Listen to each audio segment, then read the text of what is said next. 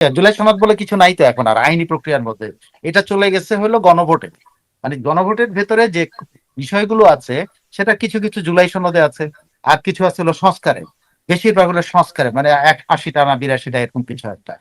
আপনি তিনটা কারণে এটা ইনভ্যালিড হয়ে যেতে পারে।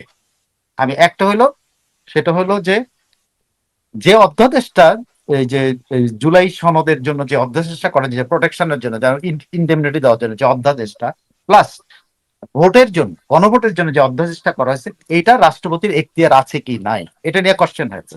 কোশ্চেনটা কি, রাষ্ট্রপতি সংবিধান অনুসারে ওইটাই অধ্যাদেশ দিতে পারেন যেটা সংবিধানে আছে।